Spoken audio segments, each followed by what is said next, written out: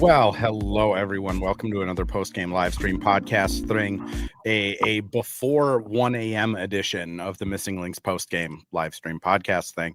I'm Andrew Dukowitz from Zone Coverage. We're gonna just introduce Mitch Hansen, former employee of Cheryl Reeve. With just Cheryl, Mitch, do you agree that they should have did it for the gays tonight, as Cheryl Reeve eloquently put it in her post-game press conference? That is one hell of a quote, but that we can add that to the list of legendary Cheryl quotes right there. I mean, it's up there, right? Like it's top 10, I'd say. Should have did it for the gays. she's straight to the point, and I give her credit for it. She's one of a kind.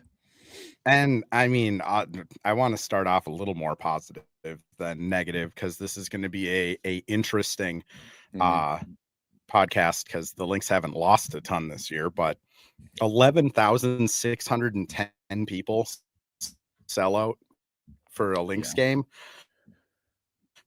And as I was watching this one, like I remember going to like Pride Night, I think it was in 2016, 2015, one of those years. And like, believe it was my wife and I got tickets in just like general admission and snuck down and sat like fourth row. And like, that's just how empty it was. Like, people, even when they were in their dynasty winning championships, if you went to a Pride Night giveaway on a Wednesday, there was maybe like 2,000 people there. And to see like every seat sold, upper deck, they opened up the middle section behind the Lynx bench, and that was sold out. Lower bowl was rocking. Like, just like, man, I didn't even work for the team, and it like brings like a warm spot to my heart of just like, there's no more $25 courtside tickets. Like this is like a legitimate, like, they're selling out every game, like a legitimate sellout every game, not just tickets sold sellouts. So wanted to start with that. But Mitch, did that translate on TV or I mean, again, you worked for that Dynasty Lynx team. What goes through your head when you see those type of numbers? Immediately when you see the sellout, like, you know, a lot of times they announce a sellout, but they aren't opening the full portion of the top bowl or the upper deck. But which is still technically a sellout, because if you don't have it open, there's, you know, you're selling out all the open tickets. But anyway, when you see that number creep above 11,000 and you really hear that place rocking, it brings you back to the, you know, the playoff memories. It brings you back to the big moments, the big games. You know, you have other instances outside of playoffs that they typically open up the upper deck for, you know, what, obviously last year or maybe the last couple of years with Caitlin Clark. And then, you know, whenever, just for ticket demand, they opened up the rest of the arena, and then obviously nights like tonight. But, you know, it's great to see. It's going to get to a point, and I don't think we're that far off, where it's going to get to a point where you're just going to have to open up, you know, all the seats permanently. I think the demand is there in Minnesota, or the interest is there. And I know that you don't want to just kind of jump into it and open things up, because then it's expensive for the team. It's expensive for the, you know, the people that are operating, you know, Target Center itself, operating the arena, and just the, you know, the number of staff they have to, you know, add to that upper level, all of that stuff. I get all of that, you know, the extra cost that is there, but it's getting to a point where it's, you know, they're going to have to open it up, and you know, that they'll maybe not sell it out every night, but they will have, you know, a good chunk of fans in that upper level. I mean, you even can kind of compare it to NBA games. You know, I always say, you know, it's a good test of seeing how full an NBA arena is when you have a Tuesday night game at home. Like, that's, you know, it's kind of, it will end up being that way in the WNBA, and potentially even, you know, more fans on given nights. But it's great. I mean, it's, you know, to your point, like you were talking about before, it used to be, you know, you could pay $25 and you could get right there on top of the action. And now you're paying $25 and you're getting a normal upper deck, maybe nosebleed seat. And that's great. That's phenomenal. That's how it should be. Yeah, it's come a long way, but it's really cool to see. And then I was even kind of, not really watching, but just kind of keeping an eye on the 30th anniversary game that's taking place as we're recording this podcast with LA, New York. But It's kind of cool just to reminisce on all of that, and also to hear from those people that were, those players that were part of those earlier, WNBA teams that they never thought that this would happen. They never thought we'd get this far. And it's just really cool to see. And it's only going to continue for sure. That's what's like so cool about it to me is, again, I've only been covering this league for 3 years, and just even from like 2024 to now, it's grown. Like in 2024, they weren't filling up the entire lower bowl. Like behind the baskets on just random games was pretty sparse. Last season, there was a lot of sellouts, but they didn't feel comfortable opening up even like the first 6-7 rows in the upper bowl. This season, it's like sellout. First 5 to 10 rows in the upper bowl are open.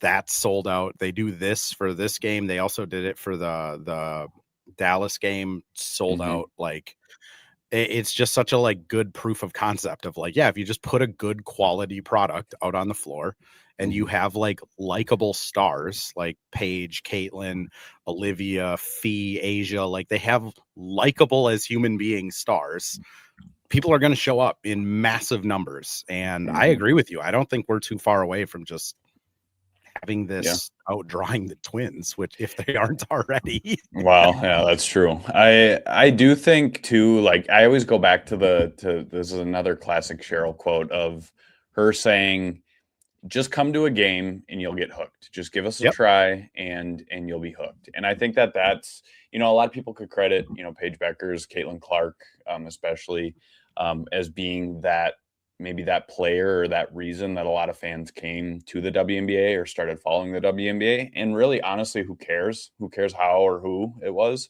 It's just a matter of that they are. And I think that's, we're definitely seeing that now is a lot of casual fans, maybe people that didn't really give the WNBA a chance. They knew of Caitlin Clark. They knew of Paige Beckers, and they wanted to just see what they could do in the WNBA. A lot of those fans are sticking around, and that's a great sign for the growth of the league and the continued growth. And I think that, maybe Olivia Miles is that next type of player that gets even more people into the seats. And it's an absolutely great thing for the league.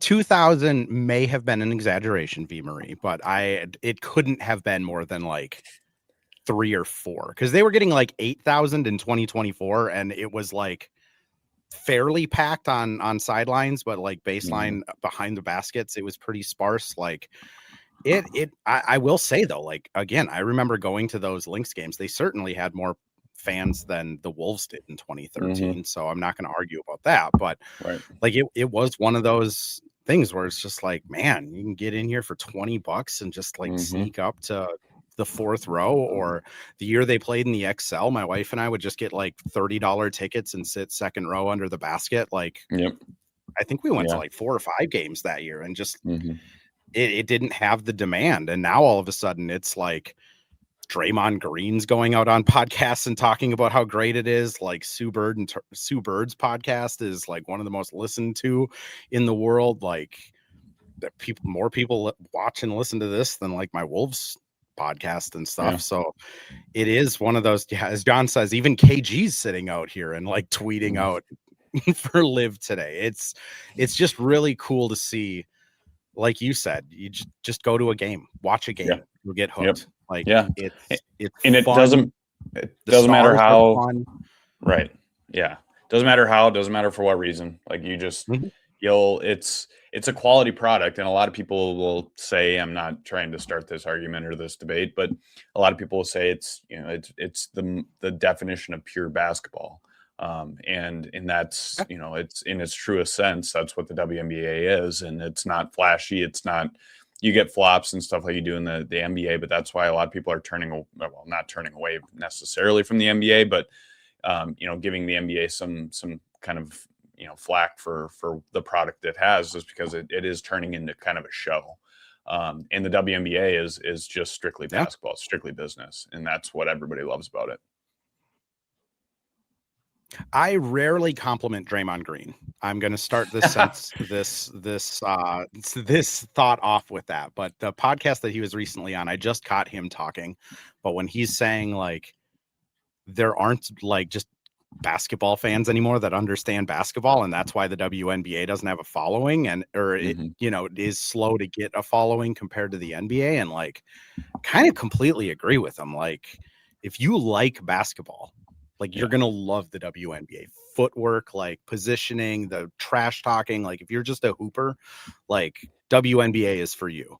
But like, if you're, cynical about it and like, oh, they can't dunk, so I'm not going to watch it, like, you're missing out a ton. Which Kingaby, friend of the show, and congrats again on your Victory Plus gig.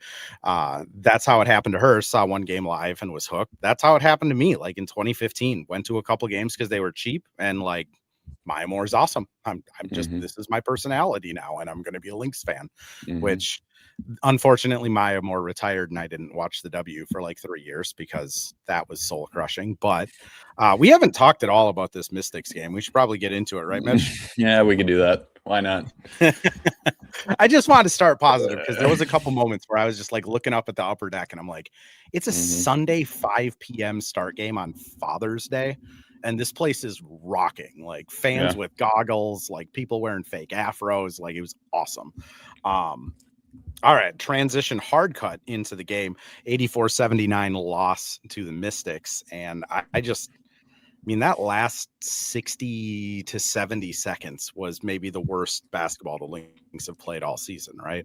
Yeah, that was just poor execution. It kind of just seemed like they just kind of spaced at the end. And yes, that happens. You don't make it's not an excuse by any means, but that kind of stuff it does happen, but it shouldn't. I mean, especially late in the season, that can't happen. That is what the lead they had in the final was a minute or two. Like, it's, you cannot it's one thing to give up a game. It's another thing to give up a game that way too. And just the poor execution. I mean, teams can get hot, hit threes, hit 2-3 threes and get right back into a game, but that's not how Minnesota lost this game. And I think that's more kind of, eyebrow raising thing, especially after the game they just completed too. It's very much a step back. But, you look at, initially when I saw, one play that sticks out to me is that Olivia Miles inbound pass to K-Mac that went out of bounds. Like, that is something that, yes, that shouldn't happen, but I'm not making an excuse that she's a rookie, but that is something that will never happen again. I can guarantee you, at least not this season. Like, that will stick with her for weeks. And that's a good thing. That's a learning opportunity. That's, that is how you get better as a team. But it is concerning that especially like I just said, the game that they just had, and then kind of taking this step back and losing it the way they did. It's just, it's not what we've seen from this Lynx team. And it's very disappointing, especially, knowing what type of team they have and what momentum they were riding into this one. But the beauty of it is they get to bounce back right away and face Washington again here in a couple days. So they can kind of erase that here quickly. Yeah, I mean, it just kind of the final 2.5 minutes of the game, Lynx have a 6-point lead after Natasha Howard makes a couple free throws, which awesome. Natasha Howard. Cody McMahon just knocks down a pretty open step up 3-pointer. Miles misses just kind of a shot clock winding down garbage 2-point mid-range attempt. Courtney then misses a garbage mid-range attempt. Kiki hits a layup, 1-point game with 1:04 left. And the reason she got that layup was Kayla McBride had one of the only moments I've seen of her where it's just like a complete, like, just freak out, turning the ball over underneath the Lynx basket after a rebound. They had 2 timeouts, could have called a timeout. That, not saying Cheryl could have or anyone could have, honestly, like K-Mac could have as well. Anyways, 1-point game at that point. You have another just questionable dribble around. Liv takes a insane 3 shot clock violation. Kiki hits another layup.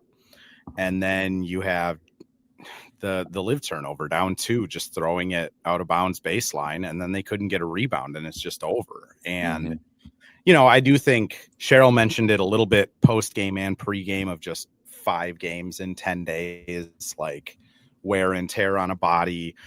Obviously, she wasn't saying like, this is the excuse, this is why we lost this, but she's saying like, we got to at least mention that this is the team coming off of a West Coast road trip and just wasn't very energized. And I think that came through from the start, that this team just didn't have a lot of energy tonight. Yeah. This is one of those games that Cheryl will look to her bench to try and get a spark. And that's, this is kind of the part of the bigger kind of issue with this team right now, or downfall of this team, is they don't have really that, go-to option off the bench. I mean, you could, kind of pick a few different players that have stepped up at periods of time, but you look at like last year's team. T was that player that came in and provided that spark when the team needed her to on nights like tonight. And that's something that Minnesota doesn't really have right now. And obviously that will help. That's what the point I'm getting to. It'll help getting, or that will improve once Fee and Dorka do come back. And then the lineups kind of shift a little bit, and you can kind of change up those rotations to try and find that spark and kind of spread things out a little bit more. But yeah, they're relying too much on those starters, and I think that's coming to bite them in different periods of time, like maybe tonight, of just being overworked maybe a little bit. And that's not a knock on Cheryl. That's not a knock on any of the starters. That's just the reality. Sometimes you just run out of gas. You have a mental break. Like, stuff like that happens. Yeah, it's not easy to see as a fan, and it's frustrating, but that just unfortunately happens. And when you have a lack of depth like the Lynx kind of do right now, it does rear its head at points. And I think that's kind of what we saw tonight. To your point, Natasha Howard plays 36 minutes. Again, This is the end of a 5-game in 10-day stretch for the Lynx, and Tasha's playing 36 minutes and didn't sit in the second half. Like, that's I don't know how you're not exhausted if you're not. I do think, to your point, let's just be honest, when Fee and Dorka are healthy, like, you have the Dorka lever to pull, you have Nia Coffey lever to pull off the bench, you're probably able to spread out the starters' minutes a little bit more. Because right now, the thing I've been tracking is just bench shot attempts. They shot 6 times in a collective 32 minutes of play. Like, that's nothing. Like, you're just not getting anything from them when they're shooting that little. Right. And that changes as soon as their 2 injured players, are back, which I guess that's the hope. If you're a Lynx fan and this loss has, kind of bummed you out, like, the problems that reared their head in this game probably aren't problems at full strength, right? Right. No, I agree. Yeah. And these are also the types of games when you are struggling to find a shot. Who do you turn to? You turn to your MVP caliber player in Natasha Collier, and she will, step in and settle things down, even hit one jumper. And then you kind of squash that, the struggle, maybe that streak of missed shots or kind of that mindset that they went through down the stretch. And yes, Fee goes through her slumps too. Don't get me wrong, but then when Fee's struggling, then you got a player like K-Mac that gets, an open look, and it helps everybody out. And it not only helps with legs, not only helps with mindset, but it also it limits the amount of errors you can make, especially when you have a player like Natasha Collier, because she can just kind of take the ball and take the game over and settle everything down. That's one thing that just didn't really happen tonight is somebody just, saying, let's slow down, settle down, and let's figure things out and not just, kind of panic. And that's what it kind of seemed like was a little bit of the case down the stretch in the fourth. It's interesting looking at the stats at the end of the game, because if there was no stat sheet and I just was going off of memory, I would have assumed they turned the ball over 45 times tonight. Right. They ended up with just 14. I would have assumed they shot 30%. They shot 43.7. The Mystics played this game like it was a must win. We got to knock the top of the league down a peg, and the Lynx played kind of as Nate Pence, sponsor of the pod, says, felt like they were running out of gas at the end. And 5 games in 8 days, Nate gives the correction there, which, I mean, again, I'm a pretty big believer in like scheduled losses. I think you can just look at like certain games and be like, that one's probably not going to go well. Honestly, I kind of had that for the Valkyries of just, you're on the West Coast. You can see the home game on the horizon. Like, you know, the fact that they only lost one of them out of this road trip is pretty good. Since Nate Pence commented, though, that does mean we have to go to an ad read, right, Mitch? Absolutely. Company man. Well, hello. Thank you, Livestream Andrew. This is Ad Read Andrew. And today we have Firehawk Construction and Remodeling, the presenting sponsor for the Missing Links podcast. Firehawk Construction and Remodeling strives to inspire people to follow their ideas, working with respect and understanding to create a quality, tailored result. Firehawk Construction and Remodeling, located in Blaine and serving in the North Metro area, is here to help you with your building and remodeling needs. I can say personally, thanks to Firehawk Construction and Remodeling, I have a beautiful deck in my backyard and countless projects that I started, they finished. Get started on your new deck or remodel today by calling Isaac at 763-710-5686. And we're back with another ad read. This time for Pence Homes, the presenting sponsor of Hitting the Hardwood Network. From the best tools and technology to transparency throughout the entire process, Nate Pence and the Pence Homes team is the top choice for buyers, sellers, and is proud to support you and your home ownership goals. Get started today by calling 612-308-1122 or by emailing info@pencehomes.com. Mitch, I did kind of want to ask you another thing. Cheryl mentioned it after the game of just that this team is not passing the ball. She mentioned that they are dead last in the league in passes, which I'll be honest, one of the annoying things about the WNBA and their website and everything kind of around it from a writing perspective is they do not have very good statistics.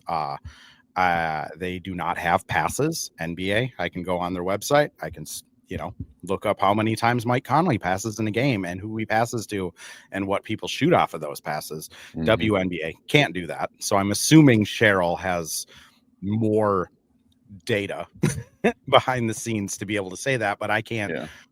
Point is, I can't. I'm assuming this is what she's talking about is just total passes. They're also like 9th in assist percentage this year, closer to like 65-68%. I haven't looked it up in a little bit here. Normally they're closer to like that 74%. And Cheryl kind of mentioned it in the post game of this is a problem that we need to address like now. I just kind of wonder what your perspective is on that, because it does seem like this is a more ISO dominant team this year, doesn't it? Yeah, it does. And I do think that fee returning helps that out a ton. I mean, just with the kind of, the 5-out dive and dash kind of style that they have played when she's, that's the system she thrives in. So I do think that will help out quite a bit.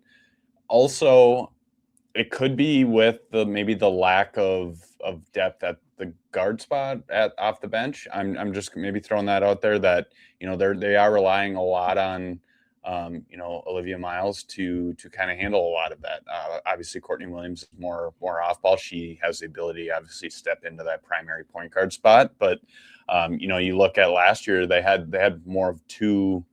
I will call Courtney a traditional point guard because she was playing the point guard position last year, but they had more 2 traditional point guards last year that were playing 40 minutes. They were combining to play all 40 minutes. So that makes a big difference because, right now they don't really have that true backup to Olivia Miles like they had last year. And that kind of limits things to an extent when it comes to that traditional style of play, and it results in more ISO. I also do think that this is not a knock on the I mean, this team is 13-4. Like this is not a knock on them, but best offense and defense in the league still. but they're still trying to figure things out too, and they're trying to figure things out also with thinking about how this is all going to work when Fee comes back, and that's a very tough thing to do. It's tough to fit together and kind of mesh together right now, but also it's tough to think about how is this going to change, or how are we trying to play together while also thinking about how Fee's going to fit in. So it will shift, and I think just right now they're just trying to figure it out and just kind of get by with what they can, and that's impacting a little bit of how they play, and kind of getting away from maybe what they used to play. And also, this is just newsflash, it's a very different team, and it's just different personnel and different style to some extent. But I think that's maybe part of it. But Cheryl is a Hall of Famer for a reason, and if she wants you to pass more, you should be passing the ball more. So who am I to argue that shouldn't be the case? I did look it up, by the way. After tonight's game, the Lynx are dead last in assist percentage. And assist percentage is just simply the percentage of baskets that are made that come with an assist. Tonight, they had a whopping 18 assists on 31 baskets. Their percentage for the year, dead last, 61.6%, almost 2 full percent behind the Connecticut Sun. And if we just go back to last year, they were second in the league at 72.6% of their baskets off of assists, which, to your point, they're figuring it out.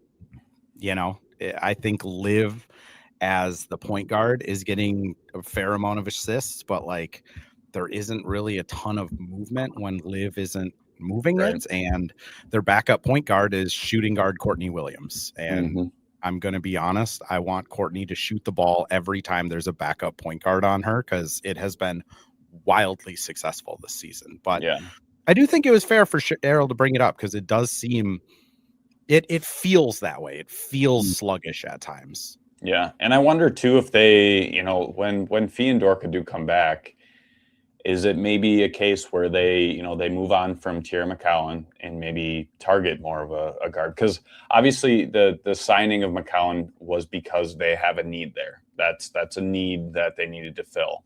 Well, when you get 2 forwards back, it's really not a need anymore. And Tierra's, she's not really cracking the rotation at all right now. So I wonder if, nothing against her, but I wonder if they move on from her and maybe kind of address that point guard spot, maybe get another, a primary ball handler that can come in and, if Liv has an off night like she did,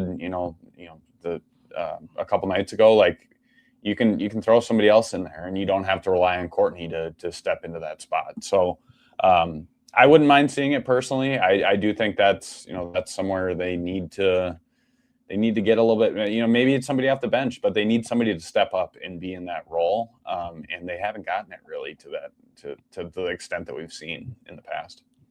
And I think going off roster, Aliska Hemzova, it's pretty clear she's a little ways away. I think that's why they moved her to the developmental spot, is just, it's just not going to happen this season.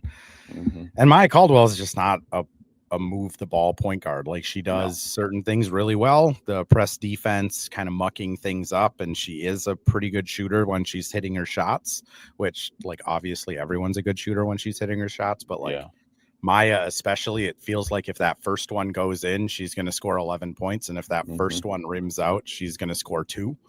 And I completely agree with you. Especially after minutes tonight, McCowan, if there was a team that she could get minutes against, Washington's kind of that team, to be honest. They're both kind of big and plodding, and she just did not look good. Giving up rebounds from just not boxing out, weird decisions with the ball. Just, it's too bad, because I think there's a world where she could have helped them a ton, but I guess this is also kind of why, she fell out of favor in Dallas. It just felt like it could have been another one of those Cheryl reclamation projects, right? Yeah, and I think that was the hope right away for, internally when they did add her, just to take a flyer on her and see what you can get. Maybe you can spark something what we once saw, but it's clear that it's not, at least right now, it's not working out like maybe some had hoped. And I don't know if you need a player like that to just to be kind of sitting on the bench. I think you can find better use out of a roster spot right there, but and that's not a knock on her. I hope she gets opportunity, and I hope she can bounce back. But I don't know. It's been kind of a disappointing start so far in Minnesota. It's just kind of the NBA went through this probably about 10 years ago, where just big centers that didn't have a 3-point shot or didn't have like athleticism, like elite athleticism, just were like gone, right? Yeah. Like Roy Hibbert's just gone after being a staple in Indiana. Like I always bring up Timofey Mozgov because he got like the biggest contract of any not good center in that cap bump year, but like gone. Like he just career's done because the game changes. And it does feel like with the 3-point shooting, with the speed of the game increasing in the W, like it might just be that like McCowan's just, it's just kind of over. The game just changed too much unless she can develop a shot. But the other tough part is for a player like in McCowan's age, it's really hard to just develop a 3-point shot because no one's going to let you shoot it in game. You know what I mean? Like, it just feels unfortunate. It is crazy. Well, not really crazy, but it is, this happens in every league, the NBA and the WNBA, of just like the kind of the shift from guard back to bigs to guard to bigs. And it's like for years, it's been in the WNBA, it's been a big, a post league. And now it's a completely different game. And you find the players like Tierra McCowan that aren't able to adjust, so you're going to get left behind. And that's an unfortunate thing, but it's, it just happens in leagues where you swap, or kind of swing back and forth. And right now, and for the foreseeable future, I think it's more of a guard and wing league. And that's the reality of what we're playing in. I'm glad you said it that way, because it's so true. Like 11, 12 years from now, there's going to be like some 22-year-old 6'9", like awesome post player that gets drafted and scores 35 points a game because no one's tall enough to guard her. And then it'll swing right back where everybody's like, we just got to draft tall people. Like we just need height and size. And then all of a sudden the guards get deprioritized, and then the game gets slow and big. And then some guard comes along that can shoot it from half court, and then everybody's like, well, we got to get guards to match that. And it's always just this ebb and flow back and forth the entire history of both leagues. It always happens. Yeah, I'm glad I'm covering the W in the like fun, fast-paced league, because 12 years from now, when I'm still complaining about like whatever robot replays we have for challenges, and the game is going slow, I might just like lose all of my hair in one shot. Last thing I just wanted to bring up, and this was kind of like I brought it up the last couple pods, and this one I think it feels a little more realistic of like the chances of it. But like when Dorka comes back, do you see her like playing? I do. I think they're going to very much ease her into it. I think she'll, without a doubt, come off the bench to begin with. I do think it all depends on what Dorka we see. If we see, the rookie year Dorka, I think absolutely she could be a starter. I think Nia Coffey could end up coming off the bench. But I do think, if I had to guess, I would say that they're going to end up splitting time. Basically, Nia Coffey and Dorka would be kind of even in their rotation minutes. I don't think Natasha Howard, her minutes are going to be impacted in the slightest. I think she's going to remain as is. But I can the starting center, right? Like when Fee and Dorka are back, like Tasha's earned it at this point, right? Yeah, and also, it will be really interesting to see what lineup the Lynx go with, because do you have, Courtney Williams will be a starter, but do you have her as one of those players that starts but then primarily comes off the bench, or do you have, do you play Miles, Court, K-Mac, Fee, and Tosh, or do you go a little bit bigger and put Fee at the 3 and kind of slide everybody down?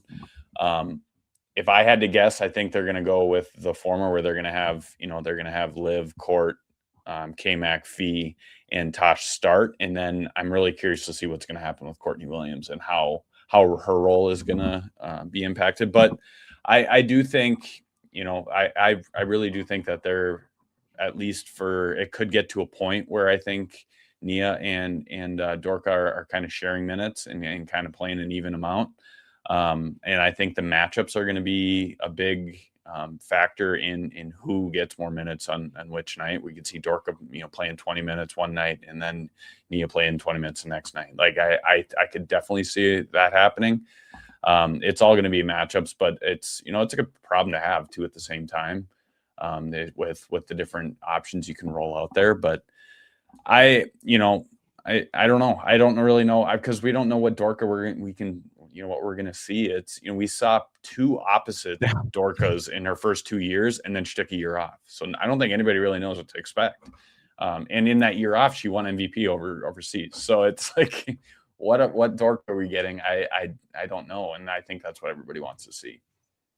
I mean, Belkers brings up kind of my point that I was going to make, is there's also just variables for the bigs of like, if somebody's in foul trouble, it's not, well, Ola has to play center and let's just hope it works out tonight. Right. And like the hot hand, if Coffey has like a magnet ball first half, you're probably seeing Coffey play maybe more than Tosh or Dorka, which it is a good problem to have. I just think it's so fascinating because like teams don't usually have this where it's like mid-season you're getting the second best player in the league back that plays 35 to 38 minutes a game, and you're also getting a big that, I mean, like you said, 2024 wasn't great. Like she kind of fell out of favor pretty quick with Lan, and then they got Maisha Hines-Allen to kind of supplement the big spot, and Dorka was kind of an afterthought. But like her rookie year, she was awesome. Like she was really, really good. So like if you're getting that player back, then it's like, man, you have Coffey and Dorka off the bench as like bigs and wings, and then you have Maya and Tony and Ola, and like this team's 10 players deep real quick. Right. It's fascinating to me of like what it's going to look like, because I think there's also a world where like Maya's getting 32 minutes, or not Maya, Nia's getting 32 minutes off of the bench and just eating all of those minutes because she's been so awesome this year. Yeah. I do think that Nia Coffey will be the type of player, like I was talking about earlier, that you're looking for that spark off the bench. She is 100% the player that will be doing that. Like she will be that spark plug for the Lynx, and she could end up, if you have a slow first quarter and you throw her in and she's having a hell of a game, she could play 30 minutes easily. Like Cheryl has done that. I don't know how many times. I mean, any coach does, but Cheryl especially, she's very quick to pull the plug on what the game plan was. If this person has a hot hand, they're playing. I don't care who we're playing. I don't care what's going on. That player has earned their minutes. And it'll be exactly that. Cheryl has said for years, you have to make the most of the minutes you're getting. Dorka could, at start, maybe she gets, I'm not saying that she would get this, but maybe she gets 10 minutes a game. Well, what are you doing within those 10 minutes that proves to Cheryl that you should be playing? If she does, then she'll increase. If she doesn't, she'll fall back and she will be somebody that plays very little. And it's just, that's the reality of it. And Cheryl doesn't care who you are, if you're Nafisa Collier or if you're you're name another player. But anyway, it's it doesn't matter who you are. Cheryl will play who's playing the best and who needs to be out on the floor and who has the hot hand. And it does matter who that is, 1 through 17. We're burying this at the end of the podcast just so it doesn't get aggregated too hard. But Mitch, Cheryl came out pregame tonight and said both Dorka and Fee are a couple weeks away from rejoining team activities. Do you think that is a classic Cheryl misdirection and we're going to see one of them questionable on the injury report in a week and a half? Or do you think that like in earnest, it's looking like all-star break for both of them? If they had a 500 start to the year, I think that both of them would be practicing already. I really do think that, or at least Fee would be. And the fact that they're atop the league, I really don't think they're in any rush, and I think they're going to just milk it out until they're they feel very, very comfortable that they're in a good spot. Now, with that said, it all depends on what like the next, I think, week, maybe week and a half looks like. If the Lynx slide, which we haven't seen yet, but if they start to slide, I think that maybe a sense of urgency could come into play where, okay, let's get these players back, and we need to go into the All-Star break with some momentum, because that's a real thing for a lot of teams. I don't know. Cheryl has done this before where she's thrown some curveballs. We all know this, but the fact that she put a timeline on it or said, a couple weeks away, to me, that legitimizes it a little bit more. I'm taking her a little bit more serious, where if she would have kept saying like, I don't know, there's no update, like she has been for the last, month, then my eyebrows are a little raised, and I'm kind of curious what's going on. But she says a couple weeks, but that doesn't mean in 2 days we don't see one of them, to your point, to questionable on the on the injury report. It's a game. It's a game for a lot of these teams where it's a mind game, going into any matchup. If maybe Fee's 2 weeks out, but they can still put her as questionable, and then the other team has to game plan for her. So there's a lot of different chess pieces that get moved around in different matchups and leading up to different matchups. But I do think that the timeline has moved back just because of the start, and I don't think that it's incredibly too worrisome. A lot of people are kind of freaking out, like, why aren't they back yet? They said that they're going to be back early June or mid June, whatever. But this team's 13-4, and they're at the top of the league. So what's the rush? You don't need to have them back if they're they're doing just fine. But it's also like feet and ankles are weird.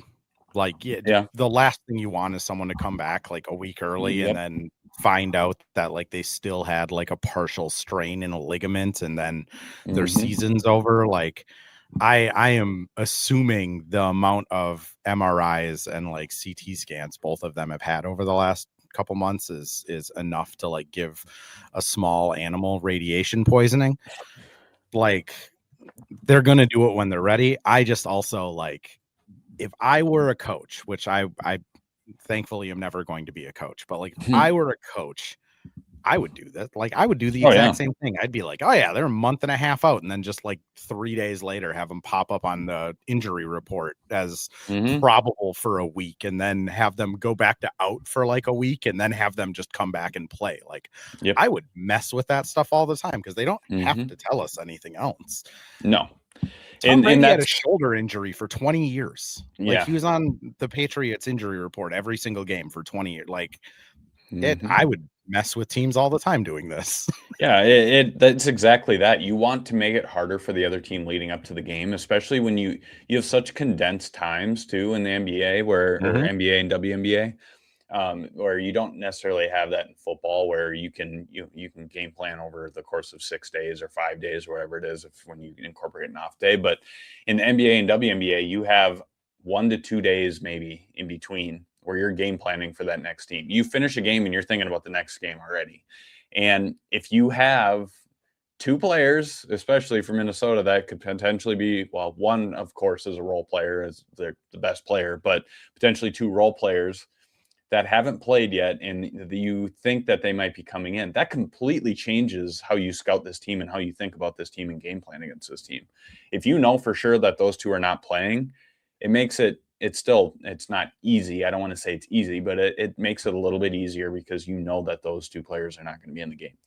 Especially, with a rookie too on the team, like Olivia Miles, who's playing like she is, the teams are still trying to figure out how to attack her and how to game plan against her too. So it when it comes to this specific team too, it's tough. It will be, it's tough for teams to scheme against and game plan against, and you throw in that extra curveball, and it'd be even tougher. So if I was Cheryl, if I was Minnesota, I would 100% be doing that. And newsflash, they will be. So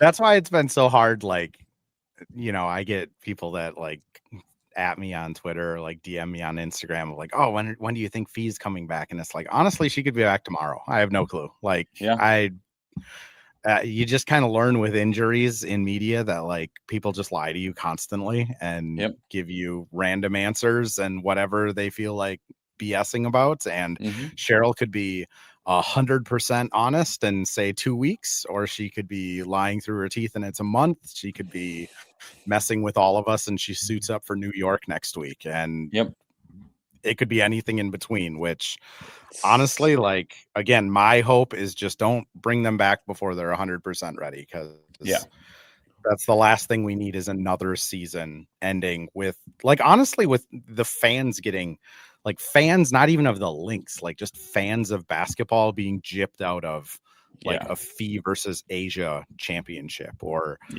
full strength Minnesota versus Phoenix last year. Like it the only thing that, like, obviously it sucks for Fee and the team, but like, honestly, it just screws everyone out of good basketball. So just it does. Health.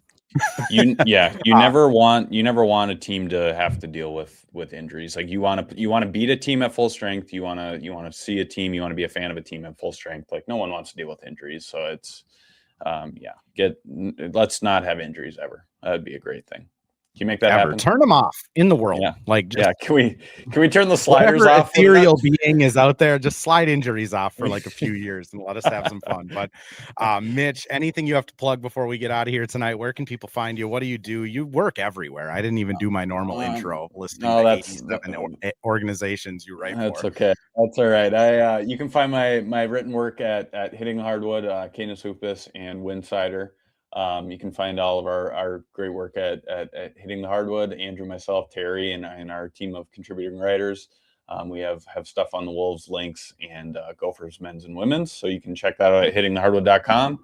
And you can follow us across social medias and get all the goodness there. So we'll have a new power rankings coming out on probably tomorrow morning, Monday morning. So be on the lookout for that as well. And that's about it. Well, for all the people that are still listening to this, thank you. First off, the fact that we've had like 40 to 50 people concurrently in YouTube on a Sunday mid evening is always wild to me, and people coming through on Twitter and Buzzer, appreciate you guys as well. If you came into this late, the full thing does get posted over on YouTube, X, and Buzzer as soon as we end stream, and it'll come out as a audio podcast wherever you listen to your podcast tomorrow morning at 7. Well, that's Mitch. He writes everything about the Lynx. I'm Andrew. I just pretend I know what I'm doing most of the time, and we'll be back after the next Mystics game on Wednesday, which, you know, at least we get to see what those adjustments look like real quick, right? Heck yeah, let's do it. And I wonder when do you think over under for when we'll see a potential tease to Fee and Dorka coming back? I'm going to give it like 5 games. Yeah, I think that's about maybe 5 games. I think I would go. I think I would go under. I think there'll be. I think so that's too. When we're gonna. It's under 5 games for when we get the, like, one of them is questionable on an injury report and everyone freaks out. Ghost, since you're still in here, what is Buzzer? It is BZZR. It's a new social media app that is only sports, and the only people that can post on it are verified journalists or verified like content creators that do stuff around sports. The dude that used to run the Twitter algorithm and the owner of the Rangers, I believe, decided they wanted to do a more like newsy way for fans to get information about the teams that they love. You know, kind of like think of it as like TikTok or like Bleacher Report Team Stream before they kind of ruined it. It's just a cool thing that they're trying out, and we at Hitting the Hardwood have been lucky enough to where they're plugging our stuff over there. So got to give them the shout out when we can. But anyways, we'll be back on Wednesday. That's the end of my spiel. Thanks, Mitch. Appreciate you. Thank you everyone for listening.